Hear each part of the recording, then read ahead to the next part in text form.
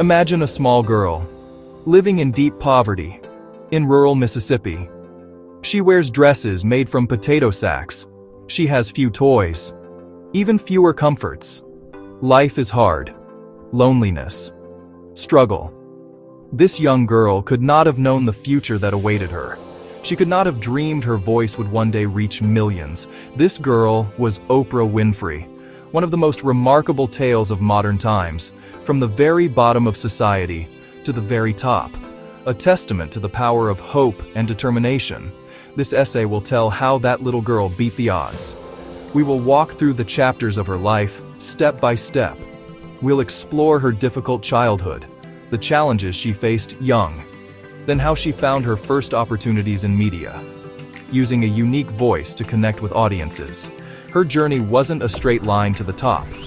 It was filled with obstacles, setbacks, moments of doubt that tested her strength. From a local news anchor in Baltimore to host of a struggling morning show in Chicago. Her rise was built on hard work and belief in herself. Key moments made her a national sensation, then a global phenomenon. Not just fame and fortune, but building an empire from the ground up.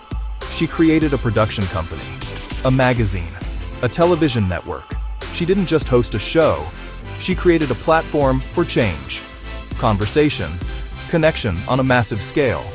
More than a biography, a story of overcoming adversity, turning pain into purpose. Oprah's life offers powerful lessons for all of us.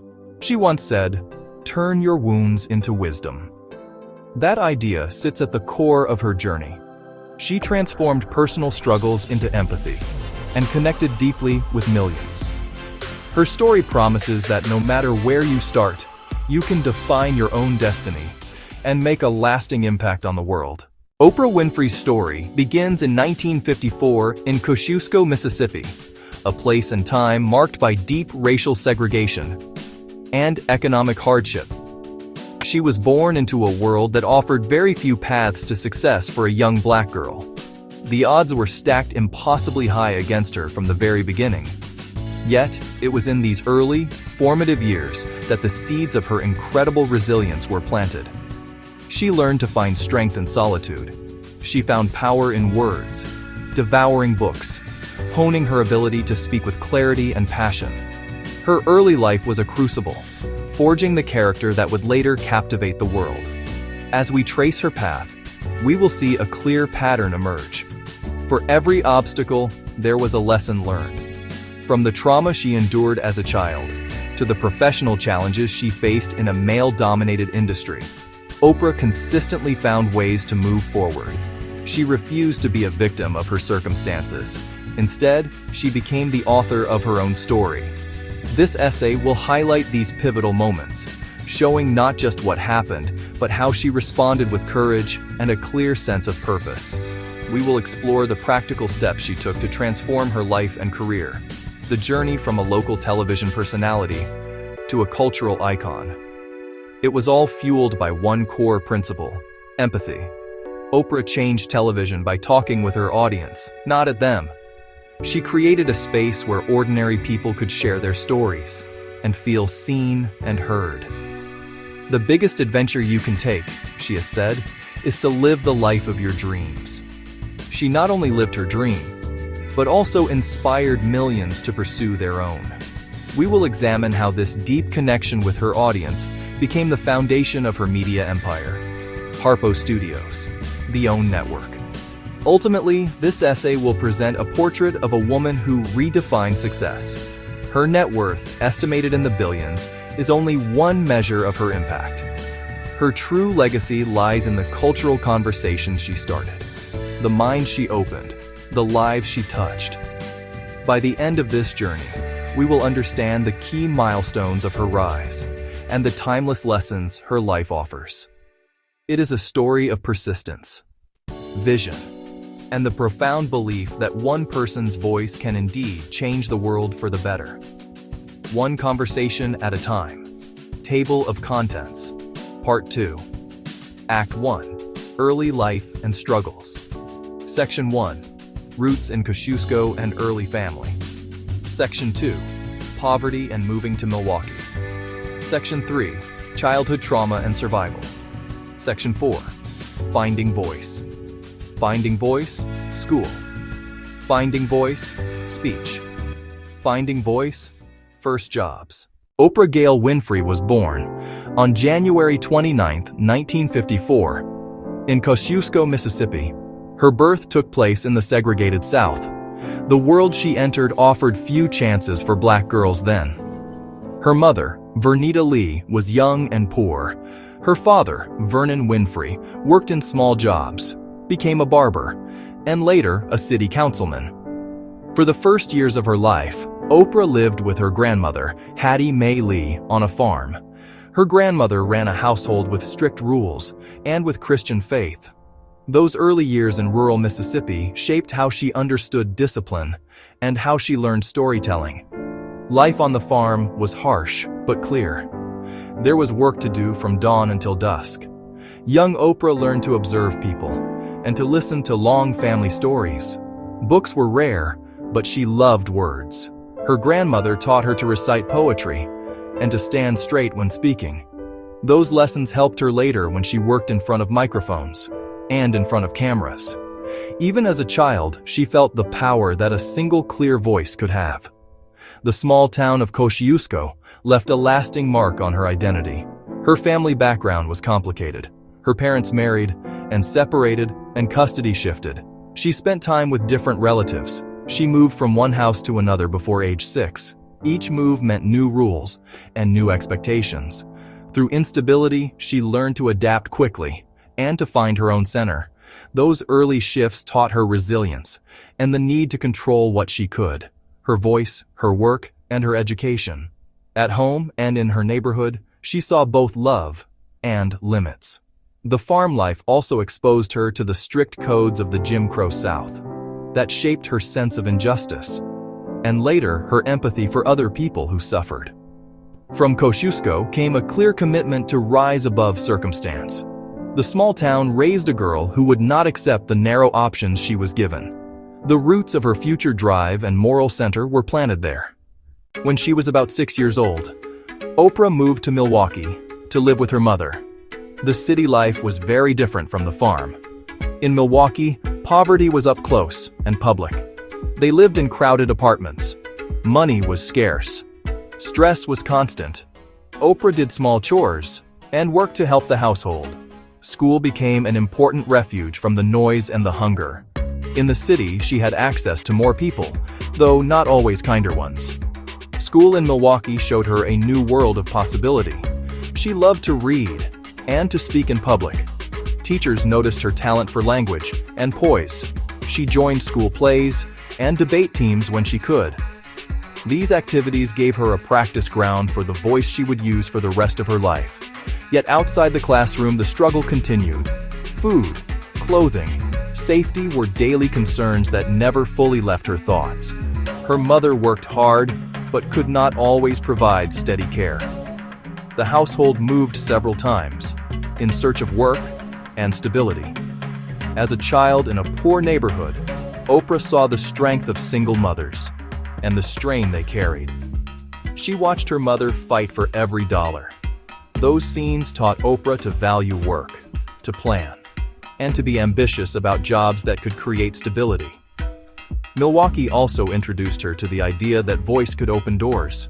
Teachers encouraged her to apply for scholarships and public speaking contests.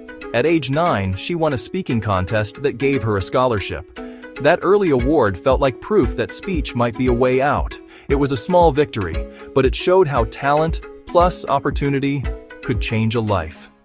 That pattern, talent met by support, would repeat in the years ahead. Section 3.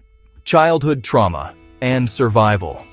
Oprah's childhood also held deep pain. She suffered sexual abuse beginning at a young age. This trauma shaped much of her inner life. The abuse left scars that lasted into adulthood. The consequences were severe. At age 14, she became pregnant. The baby was born stillborn. The experience nearly broke her sense of self, yet she survived and kept moving forward. Survival required secrecy and silence at times. She moved to live with other relatives. including a period back in Tennessee. Adults in her life were not always protectors. Some were kind and helped her continue school. Others failed her. Through this, she developed a deep empathy for victims, a fierce determination to speak for them later. Her own pain became a source of compassion and purpose. In her teens, she used public speaking as a way to heal. On stage, she could control the narrative. She would project strength she felt inside, but could not always find. School offers. Talent scholarships followed. By age 17, she earned a scholarship to Tennessee State University. That scholarship was a lifeline. It showed that talent and discipline could overcome trauma and poverty. Oprah later said, "Turn your wounds into wisdom." That phrase came from a life of hard lessons. She learned to tell her story in measured ways. In time, she spoke openly about her past. Sharing her pain helped others do the same. It also helped her build trust with audiences who felt the honesty in her voice. Oprah's success in Baltimore did not go unnoticed. By the early 1980s, television executives in other cities were hearing about the charismatic host who was dominating the morning ratings. In 1983, a station in Chicago, WLS-TV, was looking for a new host for its struggling morning talk show, AM Chicago. The show was in last place in the ratings, and the station needed someone who could turn things around. They saw a tape of Oprah on People Are Talking and were impressed by her energy and her ability to connect with viewers. They offered her the job, but it was a big risk. Moving to Chicago meant leaving a city where she was a local star to take over a show that was failing. It was a step into the unknown. Some of her friends and colleagues advised her against it, warning her that it could be a career-ending move if she failed. Chicago was a much bigger and more competitive television market than Baltimore. She would be going up against Phil Donahue, the undisputed king of daytime talk television at the time. But Oprah trusted her instincts, She felt that this was the right opportunity to take her career to the next level. In January 1984, Oprah Winfrey hosted her very first episode of AM Chicago. From the moment she walked onto the set, it was clear that she was bringing a completely new energy to daytime television. She was not just a host, she was a participant in the conversation. She moved freely around the studio. She spoke directly to the audience members. She shared her own personal stories and feelings. Her style was honest, open, incredibly relatable. Viewers in Chicago had never seen a talk show host quite like her, and they responded immediately to her authenticity. The results were astonishing. Within just 1 month of Oprah taking over, AM Chicago went from last place in the ratings to first place, surpassing Phil Donahue's show. The city of Chicago fell in love with her. She talked about topics that mattered to her audience, serious social issues, everyday personal struggles. She created a space where people felt safe to share their deepest thoughts and emotions. The risk she had taken by moving to Chicago had paid off in a spectacular way. It was the beginning of a revolution in daytime television, and Oprah was leading the charge. The overwhelming success of AM Chicago was too big to be contained within one city.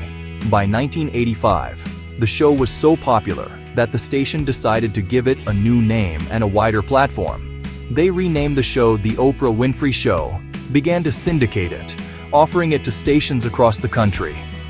This monumental step transformed Oprah from a local Chicago personality into a national figure. The decision came from incredible ratings and the powerful connection she had forged with her audience. On September 8, 1986, The Oprah Winfrey Show made its national debut. The launch was immediate and massive. Within its first year, the show was broadcast on over 120 channels, reaching more than 10 million viewers daily.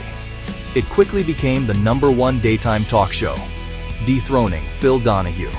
The show's impact was felt nationwide. Viewers from all walks of life tuned in. She was not just a host, she was becoming a cultural phenomenon.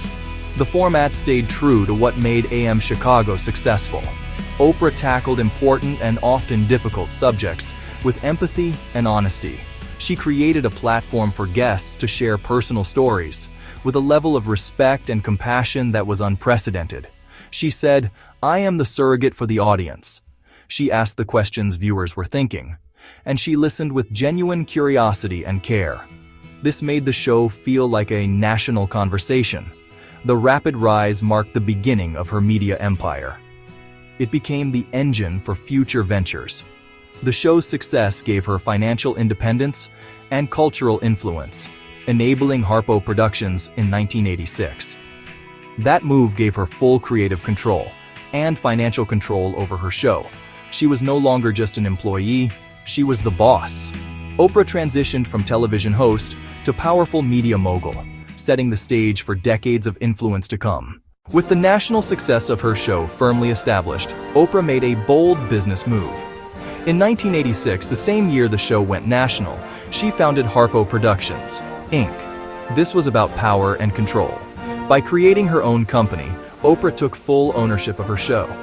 She wasn't just the on-camera talent anymore. She was the executive making the decisions behind it. That was unprecedented for a woman, especially a black woman, in TV at the time. Owning the show gave her complete creative freedom. She could steer the program without network approval. That freedom let her focus on meaningful television. She moved away from sensational trash TV. Instead, she focused on self-improvement. Instead, she focused on spirituality. Instead, she focused on literature. Instead, she focused on social responsibility. In 1996, Oprah introduced a segment that would change publishing forever: Oprah's Book Club. The idea was simple. Oprah would select a book she loved. She'd announce it to her audience, then host a discussion a few weeks later. She wanted to share her passion for reading with millions. She believed books could open minds and change lives. She wanted to create a national community of readers. The impact was immediate. Announced picks became instant bestsellers. A book that might sell a few thousand would suddenly sell hundreds of thousands or millions. That phenomenon became the Oprah effect. By the turn of the millennium, Oprah's influence extended far beyond her daily television show. She was ready to expand her brand into new territories. Her next major venture, print media. In April 2000, she launched the Oprah magazine. After announcing her talk show would end in 2011 after 25 years, she launched OWN. As Oprah's wealth and influence grew, so did her commitment to giving back. She became one of the most prominent philanthropists in the world, using her fortune to support a wide range of causes. Education, empowerment of women, empowerment of children. In 1998, she created Oprah's Angel Network, a public charity that raised more than $80 million from viewers. The charity built schools, provided disaster relief, and supported underserved communities. Her most ambitious project was the Oprah Winfrey Leadership Academy for Girls. It opened in South Africa in 2007. She invested over $40 million of her own money to build a world-class educational institution for academically gifted girls from disadvantaged backgrounds. For Oprah, who saw education as her own ticket out of poverty, this school was a way to provide the same opportunity to a new generation of young women.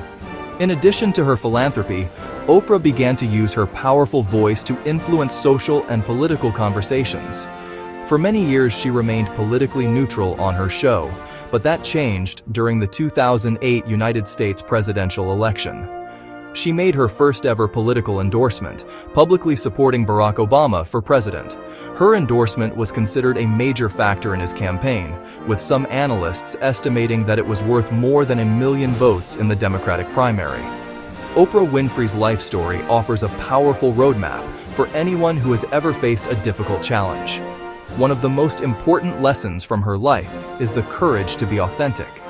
Another key lesson is the importance of turning pain into purpose.